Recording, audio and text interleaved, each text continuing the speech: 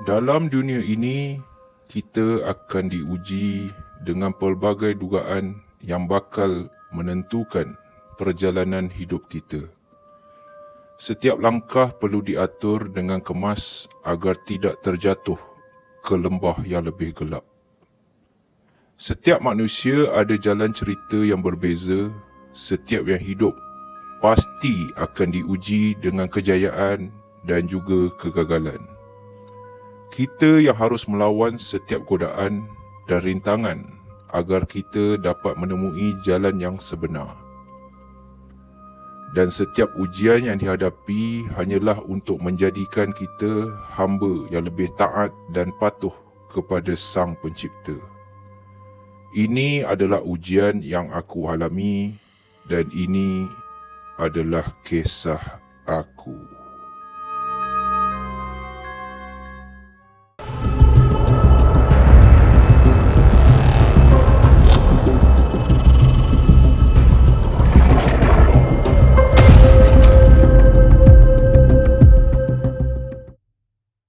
Auzubillahiminasyaitonirrajim. Bismillahirrahmanirrahim.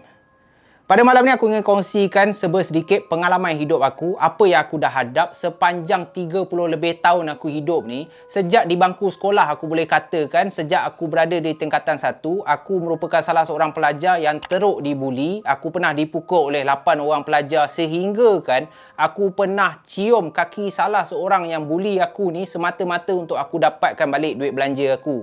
Dan titik permulaan dia daripada tingkatan 1 tu jugalah aku boleh nampak makhluk-makhluk halus. Hijab mata aku dah mula terbuka. Pada awalnya aku tak tahu pun adakah ini satu kelebihan, sumpahan ke, adakah keluarga aku ada saka ke. Aku pernah mendapatkan beberapa rawatan, beberapa nasihat, tetapi wallahualam tak tahu macam mana secara tiba-tiba hijab mata aku terbuka. Dan kalau korang nak tahu hijab mata aku terbuka ni, boleh aku katakan sebaik sahaja aku selesai menunaikan haji. Alamak, Zaf rupanya dah haji rupanya. Masa tingkatan 1 tu, aku bersama keluarga aku pergi menunaikan haji. Bila balik daripada haji tu, buli pun bersambung pula. Aku dah asyik kena pukul.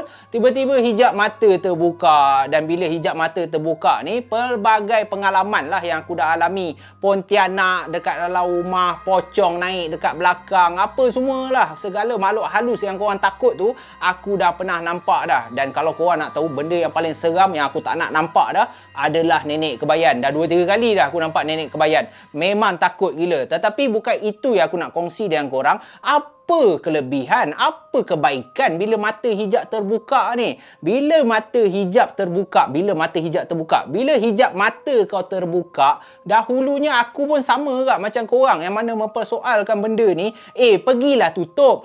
Sebenarnya tak boleh nampak lah.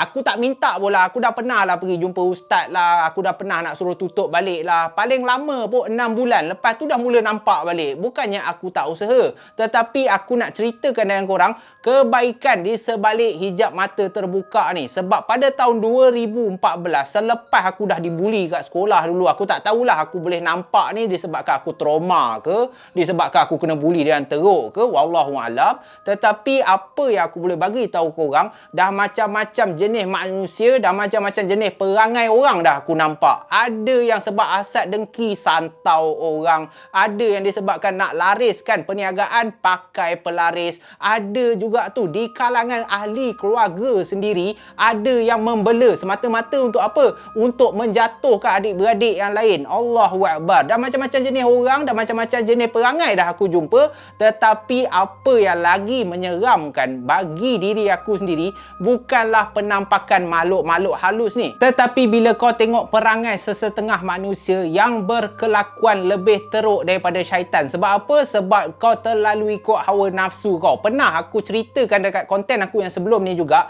aku pernah terjumpa seorang budak. Dia merupakan salah seorang pelajar tahfiz dan dia baru berusia 14 tahun. Tapi daripada sebuah negeri tu, aku takkan namakan negeri mana, aku jumpa budak ni, dia datang ke Kuala Lumpur semata-mata untuk layan pondan. Walaupun dia pelajar tahfiz, walaupun ilmu agama dia penuh di dada, tetapi disebabkan hasutan nafsu, disebabkan hasutan syaitan, dia sanggup datang daripada sebuah negeri yang agak jauh, datang ke Kuala Lumpur untuk melayan nafsu dia. Dah lah layan nafsu kalau dengan perempuan sebenar tak apa. Tetapi dia ni suka tengok pondan, dia ni suka layan pondan. Dan pengalaman itulah yang aku serapkan, yang aku ambil menjadi pengajaran bahawa manusia tu sendiri lebih menakutkan daripada jin dan iblis dan syaitan apa semua ni. Bila kau tengok perangai manusia yang daripada segi luarannya baik, tetapi bila kau dah kenal hati budi dia, dengan hasad dengki, dengan tak boleh tengok orang lain bahagia, itu belum aku cakap dengan mensyirikkan Allah lagi. Kau pergi ambil ilmu hitam lah semata-mata untuk buat orang ni sengsara, kau pergi santau orang ni sampai mati lah,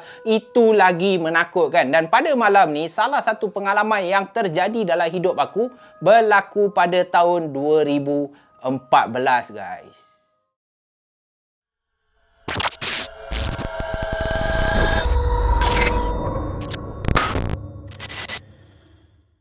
2014 tu kehidupan aku berbeza, cukup berbeza berbanding sekarang. Sekarang ni aku dah kahwin, so kehidupan tu tak adalah lepak sangat. Macam dulu aku selalu lepak, dan lepak pula bukan dekat-dekat. Aku tinggal kat Petaling Jaya, kadang-kadang aku lepak kat KL, dan tempat yang paling aku kerap lepak dulunya dekat area Wangsa Maju. Dia ada satu mamak nama NZ, aku selalu lepak kat situ lah. Dan aku pun lepak bersama kawan-kawan aku, dan salah seorang kawan aku ni nama dia Luqman, bukan nama sebenar. Dia kenalkan aku, dia bawa seorang member dia yang aku panggil Ustaz pada masa tu. Dan kenapa aku panggil dia Ustaz? Sebab budak ni merupakan salah seorang pelajar tahfiz, tapi bukan dekat KL, dekat sebuah negeri lah. Aku tak nak namakan negeri mana, sebab aku tak nak lah ada kontroversi. Bukannya semua budak tahfiz, bukannya semua budak yang sekolah pondok berperangai macam si Ustaz ni. Dan Ustaz ni, sewaktu aku berkenalan dengan dia, apabila aku tahu dia ni pelajar tahfiz, perangai aku pun pada masa tu tak berapa molek, masih lagi cuba mencari erti kehidupan yang sebenar. Aku banyak bertanyakan dia soalan berkenaan agama ni. Macam mana zaman dulu agama kita, apa yang boleh buat, apa yang tak boleh. Pada awalnya segalanya berjalan dengan lancar. Aku boleh katakan Ustaz ni membuatkan aku rasa happy berkenalan, sebab dia agak muda, tetapi ilmu yang dia ada jauh lebih banyak berbanding diri aku, yang pada masa tu aku boleh cakap dah agak berumur dah. Jadi apabila aku dah berkenalan dengan Ustaz ni, kita orang pun beramah mesra lah. Beramah mesra tu, kita orang pun berborak lah isu-isu agama. Aku tanya dia macam mana aku nak perbaiki diri aku. Kadang-kadang aku solat pun tinggal, macam mana ada tak doa-doa yang boleh membuatkan hati aku ni melawan hawa nafsu aku yang tak habis-habis membisikkan, tak payah solat, tak payah solat, alah kau buat baik cukup. So aku masih nak cuba merubah diri aku. Tetapi dalam merubah diri aku tu, dah rancak berborak tu, tiba-tiba dalam berborak-berborak tu, aku adalah cakap yang aku sebenarnya dah lama dah minat untuk memiliki satu cincin. Cincin apa tu? Aku suka tengok apabila orang pakai cincin batu. Pada masa tu aku tak tahu pun pasal cincin batu ni. Kan kadang-kadang cincin batu ada yang warna hijau, ada warna merah, ada warna biru. Jadi keinginan aku untuk memiliki cincin tu dah memang agak lama. So aku berborak lah dengan Luqman ni, dengan Ustaz ni. Aku cakap lah, aku dah lama lah nak beli cincin. Selalu aku tengok orang pakai cincin-cincin batu, ada yang kecil, ada yang besar kan. Cumanya aku tak reti nak pilih lah. So tengah berborak-berborak tu, Ustaz ni cakap lah yang bagus pakai cincin ni. Cincin ni merupakan salah satu sunnah juga. So kau nak cincin yang macam mana? Aku tak kisah pun cincin macam mana. Cumanya aku tak tahu nak pilih batu-batu tu. Sebab ada orang cakap setiap batu tu mempunyai aura yang berbeza. Pada masa tu lah aku tak tahulah kan. So aku selalu tengok live kat Facebook orang jual cincin batu apa semua. So aku cakap lah dekat dia orang, nanti aku nak pergilah Masjid India ke, pergi Jalan Tar ke apa, kat situ ada banyak orang jual cincin. Aku nak pilih lah cincin, tapi aku nak korang kalau boleh ikutlah aku, sebab aku tak tahu sangat ilmu cincin ni. Dan nak dijadikan cerita, kebetulan Ustaz ni dia seolah-olah tahu cincin macam mana yang kena dengan aku. So dia cakap lah, kalau kau nak beli cincin batu, kau kena tengok sama ada cincin batu tu jenis macam mana. Sebab cincin batu ni dia cakap ada pelbagai bentuk, ada pelbagai jenis. Ada yang geliga ular lah, ada yang batu zamrud lah, apa semualah pada masa tu. So aku dah lagi tertarik lah. So berborak macam tu. Akhirnya settle macam tu je lah. Dah lupa dah pasal cincin apa semua. Aku pun pulang lah ke rumah. Jadi selang 2 minggu selepas aku dah berjumpa dengan ustaz ni, aku pun dah lupa dah pasal cincin. Adalah satu hari ni aku pergilah lepak balik dekat NZ Garden tu. Kebetulan si Luqman ni bawa lagi si ustaz ni. So tengah lepak-lepak tu, tiba-tiba ustaz ni dia bawa satu bekas. Dan dalam bekas tu korang tahu apa? Dalam bekas tu ada 2 cincin batu. Dan apabila aku nampak ada cincin batu tu, aku dah jadi excited lah. So aku tanyalah dia, cincin batu ni kau punya ke? Kau beli dekat mana? Cantik gila. Satu berwarna hijau, satu berwarna merah. So tengah belik-belik tu, tiba-tiba ustaz ni cakap, sebenarnya aku bawa cincin ni sebab aku teringat hari tu kita berborak, engkau cakap kau nak beli cincin. So aku carilah dekat rumah dan kebetulan ada cincin daripada keluarga aku, dan keluarga aku dah tak nak dah cincin ni. So apa salahnya kalau kau nak, kau pilih je lah salah satu yang mana kau suka. So bila dia cakap macam tu, seorang insan yang kedil, yang bodoh macam aku ni pun lurus je, ikut je lah cakap ustaz ni. So aku pun tengok lah, ni batu apa? Batu dia cakap lah, ini batu delima, yang hijau ni batu geliga ular. Bila dengar ular tu lagi excited lah aku. Dan nak bertambah excited tu bila dia tunjuk kelebihan batu geliga ular tu. Pada awalnya aku dah nak pilih dah batu berwarna merah sebab warna kesukaan aku warna merah. Tapi selepas dia tunjuk yang batu berwarna hijau tu boleh menyala kalau kau letak dalam air, kalau tak pun terkena cahaya, batu tu akan menyala seakan-akan ada torchlight dalam batu tu. So bila aku tengok macam tu, aku dah happy lah. Alamak, gila weh, ada batu boleh menyala macam ni. So ustaz pun dah berborak dengan aku. Dia cakap, kalau kau nak, kau ambil lah batu geliga ular ni. Yang ni lagi best tau. Lagi-lagi pula kalau kau masuk dalam gua ke, kalau kau masuk kat tempat-tempat gelap, tak ada cahaya, kau rendam je dalam air, batu ni boleh memberikan kau cahaya. Kononnya cahaya keimanan lah, kononnya lah. So aku pun tak buang masa, aku pun ambil lah batu hijau tu. Tetapi sebaik saja aku dah ambil batu hijau tu, ustaz tu pun benarkan aku untuk memiliki batu tu, segala-galanya berubah. Aku boleh katakan hampir setiap hari aku jadi macam orang jakun tau. Sebab yang batu tu boleh bercahaya apabila rendam dalam air. Aku boleh kata setiap hari sebelum tidur, aku akan rendam batu tu dalam air. Lepas tu bila aku keluar kan, aku akan tengok je. Lama, batu bercahaya siut. Macam Power Rangers kau. Pada masa tu lah kan. Tengok, cantiknya. Itulah yang aku buat hampir setiap hari. Aku boleh cakap waktu aku tidur pun aku tetap pakai cincin tu. Seolah-olah cincin tu dah sebati dah dengan hidup aku. Dan disebabkan aku dah terlalu taksub dengan cincin batu tu lah, hidup aku dengan sekelip mata berubah macam tu je guys. Sejak aku memiliki cincin batu berwarna hijau tu, aku tak sedar yang perangai aku, yang kehidupan aku secara perlahan dah mula berubah dah. Dahulunya perangai aku bukan seorang yang jenis panah baran. Aku hal kecil je pun aku boleh mengamuk, aku boleh bertengkar. Bukan sahaja di kalangan kawan-kawan. Mak bapak aku pun, kalau mak bapak aku marah aku keluar sampai lewat malam ke apa, aku selamba badak je boleh melawan balik cakap mak bapak. Aku tak sedar pun. Aku rasakan perangai aku sama je. Tak ada apa yang berubah pun. Tapi adalah beberapa kawan yang aku boleh katakan kawan sejati dah mula tegur dah dengan sikap panas baran aku ni. Salah seorang kawan aku, dia cakap dekat aku, Zaf, aku rasa pelik ada yang perangai kau ni. Apa hal yang kau ni sekarang dah pantang ditegur? Tegur hal kecil je kau nak mengamuk. Hal sikit je pun kau dah nak mengamuk. Tetapi disebabkan aku terlalu ikut perasaan, aku sampai pernah cakap kat kawan aku, kalau kau rasa perangai aku ni dah tak senonoh, kau dah tak suka perangai aku, kau belah, tak payahlah kawan dengan aku. Sampai tahap macam tu sekali. Dan itu baru permulaan sahaja. Yang lagi teruk, kalau setiap hari aku tak jumpa cincin tu, kalau setiap hari aku tak pakai cincin tu, masa aku nak lepak ke, masa aku nak keluar bekerja ke, aku akan jadi resah semacam. Aku akan jadi macam tak senang duduk tau. Aku akan 24 jam asyik fikir je, mana cincin tu alamak, macam mana aku boleh tertinggal Dan pernah betapa teruknya aku taksub dekat cincin tu. Kalau aku tak pakai sewaktu aku keluar berjalan-jalan ke, aku sanggup balik dekat rumah. Tak kisahlah dah sampai KL ke, aku sanggup patah balik cari cincin tu. Dan bila aku pakai, barulah jiwa aku tenang, barulah aku rasa macam okey lah, barulah complete, barulah rasa selesa sikit sebab dah pakai cincin. Dan pengalaman ni terjadi dalam hidup aku bukanlah sebulan dua, dia mengambil masa berbulan-bulan. Barulah aku sedar disebabkan cincin ni lah perangai aku berubah. Disebabkan cincin ni lah aku sanggup melawan cakap mak bapak aku. Sebab dikatakan adalah satu malam ni, selepas aku dah memiliki cincin tu boleh dikatakan hampir 2 bulan, aku dah mula kerap kali bermimpi. Dan dalam mimpi aku tu, pada awalnya aku sangkakan mimpi biasa-biasa lah. Biasalah, aku bukannya tak pernah mimpi. Pernah mimpi kena gigit anjing, pernah mimpi kena gigit ular, pernah mimpi lemas dalam air lah apa semua. So aku anggap biasa, tetapi mimpi yang luar biasa ni apabila berturut-turut aku mengalami mimpi yang sama, di mana dalam mimpi aku tu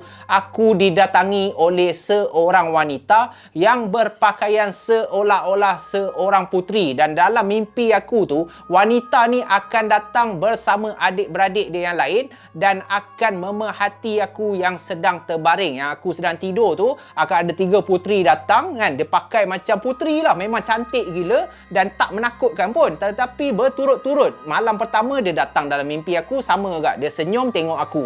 Malam kedua pun sama juga, aku mimpi puteri yang sama. Malam ketiga pun sama juga. Jadi bila dah mimpi berturut-turut macam tu, aku dah mula ada satu perasaan tak sedap hati. Dan disebabkan tak sedap hati, disebabkan aku selalunya kalau tidur pun aku pakai cincin tu, aku niat untuk buka cincin tu, dan setiap kali aku tidur aku akan letak cincin tu dekat dalam satu bekas kayu yang kecil. Memang aku simpan segala barang aku dalam tu lah. So aku letak cincin tu dekat dalam bekas tu, barulah aku tidur. Dan sejak aku tanggalkan cincin tu, keadaan bertambah teruk. Gangguan dalam rumah aku dah mula jadi tak terkawal, seolah-olah penunggu ataupun cincin batu tu dah mula marah dah apabila aku tidak menyarungkan ke dalam jari manisku. Sejak aku dah tak pakai cincin tu, aku dah tak bermimpi didatangi oleh 3 puteri yang cantik tadi ni. Aku dah tak ada mimpi dah. Jadi aku fikirkan, okey lah, aku pun menjalani kehidupan aku macam biasa lah. Sewaktu aku nak pergi kerja pun, aku masih lagi menyarungkan cincin tu. Cumanya waktu aku tidur je aku buka. Tetapi guys, kalau korang nak tahu, benda ni berlaku selepas beberapa bulan aku dah tak pakai cincin tu waktu tidur. Dikatakan adalah satu malam ni, sedang aku lena-lena tidur tu, tiba-tiba aku boleh terdengar ada satu bunyi hentakan tau. Dan bunyi dia perlahan je. Tak, tak, tak, tak, tak, tak, tak, tak, tak, tak, tak. Tapi berlarutan sepanjang malam. Jadi bila aku dah terjaga tu, aku pun mulalah cari datang daripada mana bunyi tu. Bising lah pula kan. Bingit juga telinga bila dengar. So pada awalnya aku ingatkan bunyi aircon. Manalah tahu aircon aku rosak ke, aircon lah yang membuatkan bunyi tu keluar ke. Tapi bila aku tengok aircon aku off pun bunyi tu masih ada lagi. So aku pun dah rasa pelik dah. Datang daripada mana bunyi hentakan ni? Dan korang nak tahu tak apa yang membuatkan aku meremang satu badan? Rupa-rupanya korang nak tahu tak bunyi tu daripada mana? Bunyi tu daripada bekas kayu yang aku letak cincin tu. Bekas kayu tu dah bergegar macam tu dah. Seolah-olah ada benda nak keluar daripada bekas tu. Dan bila aku tengok bekas kayu tu bergegar macam tu, dan rupa-rupanya bunyi tak-tak-tak tu daripada bekas kayu tu, aku memang tak buka lah. Seberani-berani aku pun satu badan ni dah menggigil dah ni. So aku buat pekak je, aku tidur macam biasa je. Dan berlarutan esok malam bunyi juga lagi. Esok malamnya bunyi juga lagi. Dan sejak daripada aku saksikan sendiri bekas yang aku letak cincin tu bergegar macam tu, aku dah tak pakai dah mat cincin tu. Aku terpaksa lawan nafsu aku. Walaupun setiap kali aku pergi kerja, aku rasa tak tenang tak pakai cincin tu, tetapi aku kena juga tahan nafsu aku. Sebab aku dah tahu dah mesti ada sesuatu yang tak kena dengan cincin ni. Dan disebabkan itulah aku pun pergilah berjumpa kawan aku yang dia ni memang tahu pasal ilmu perubatan Islam ni. Aku bawa bekas cincin tu, aku tak pakai pun, aku tunjuk dekat dia dan aku suruh dia tengok sendiri sama ada cincin ni ada tuan ke tak ada tuan ke, cincin ni okey ke, selamat ke untuk aku pakai. Dan alangkah terkejutnya aku apabila kawan aku ni sebaik saja dia belik cincin tu. Korang nak tahu apa tak? Yang buat aku tergamam, yang buat aku terdiam, dalam cincin tu dikatakan dia boleh nampak cincin ni bukan cincin kosong, tetapi cincin ni ada tuan, ada penunggu dia. Tak tahulah penunggu tu untuk apa, sama ada ini adalah sesuatu yang diwarisi oleh keluarga si ustaz tu ke, ataupun ustaz tu pun tak tahu ke apa, wallahu alam. Tetapi kawan aku ni dia cakap dalam cincin tu ada 3 puteri yang tengah duduk dalam cincin tu, dan sesiapa yang pakai cincin ni akan mewarisi ataupun akan menjadi tuan baru kepada 3 puteri ni. Sebab itulah perangai aku berubah. Sebab itulah aku jadi panah baran. Sebab itulah aku rasa tak senang kalau tak pakai cincin tu.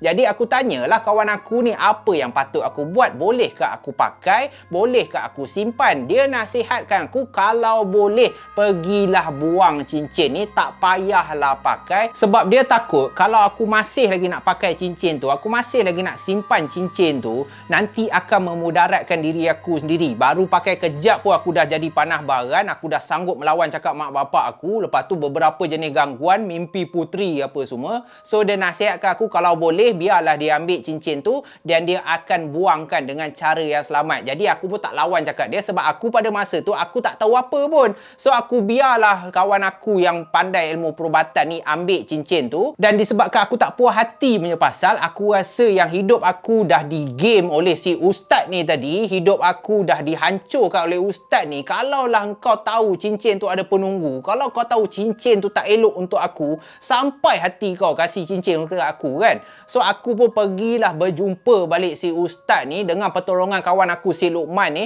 Aku cakap aku nak jumpa ustaz ni, aku ada benda nak tanya dia. So bila aku jumpa ustaz ni, bila aku tanya dia berkenaan cincin tu, korang boleh tak, dengan selamba badaknya dia cakap, rupa-rupanya cincin tu adalah cincin arwah atuk dia. Dan dia tak tahulah apa amalan atuk dia. Yang dia tahu cincin tu bertuan. Jadi sebabkan dia tak nak simpan cincin tu, rupa-rupanya dia pun terkena gangguan yang sama juga. Dia pernah tengok cincin tu dia letak dalam bekas, bekas tu bergegar. Dia pernah juga ternampak beberapa kelibat seolah-olah puteri dekat dalam rumah dia. Memang lagi teruk dia kena. Tetapi apa hal libatkan aku kan? Dia pernah cerita kat aku, sebabkan cincin tu lah perangai dia berubah. Dia pernah bergaduh dengan ahli keluarga dia, dan sebab itulah dia dah tak nak simpan cincin tu. Kebetulan dia tahu yang aku nak beli cincin batu, jadi dia rasa itulah peluang keemasan dia untuk biarkan aku ambil, aku mewarisi pula cincin tu. Sebab dia sangka kan tak ada apa berlaku.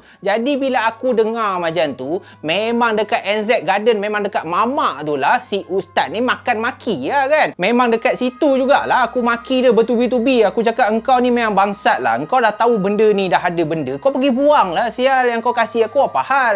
Tak pasal aku dah bergaduh dengan mak bapak aku dah menjawab apa semua. Kau ingat hidup kau huru-hara, hidup aku tak huru-hara ke?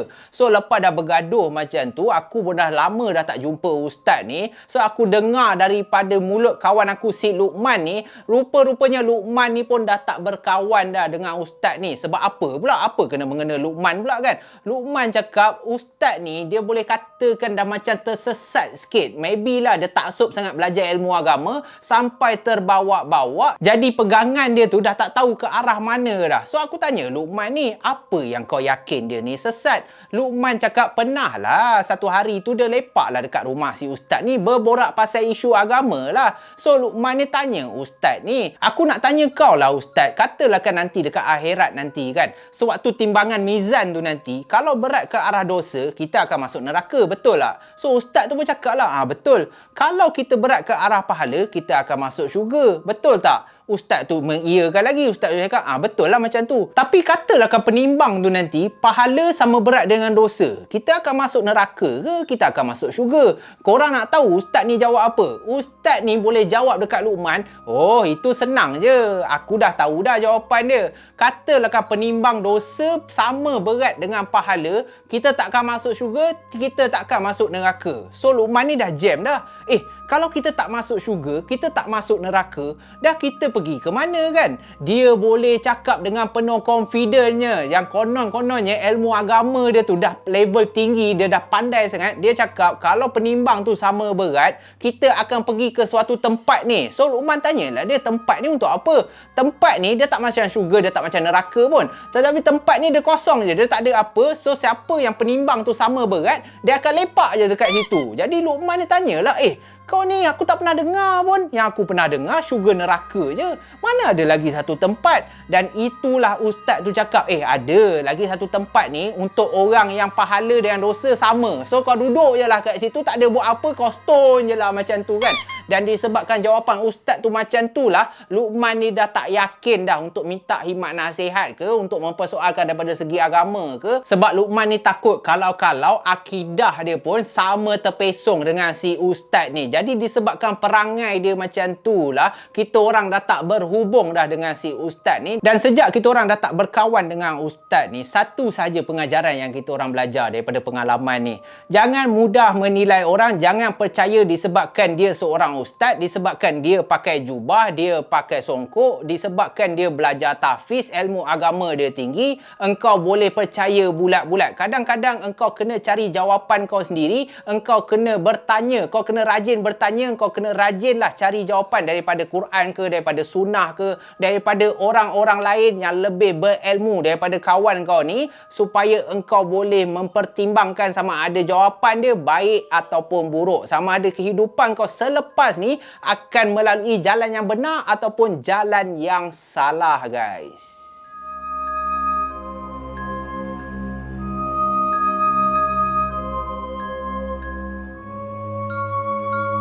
Jadi itulah saja guys kisah untuk malam ni. Aku harap korang mendapat segala pengajaran. Yang baiknya datang daripada Allah Subhanahu Wa Taala dan yang buruknya datang daripada kelemahan diri aku sendiri. Jangan sesekali mudah tergoda dengan godaan syaitan dan jangan terlalu mengikut hawa nafsu, dan berpeganglah kepada Al-Quran dan sunnah supaya kita tidak tersesat dalam menjalani kehidupan kita. Sentiasa berdoa semoga Allah Subhanahu Wa Taala sentiasa melindungi diri kita daripada segala kesesatan, daripada segala musibah di dunia ini, dan tunjukkan kita jalan yang benar, jalan menuju kejayaan. Jadi jangan lupa guys, kita jumpa lagi dalam malam puaka yang akan datang.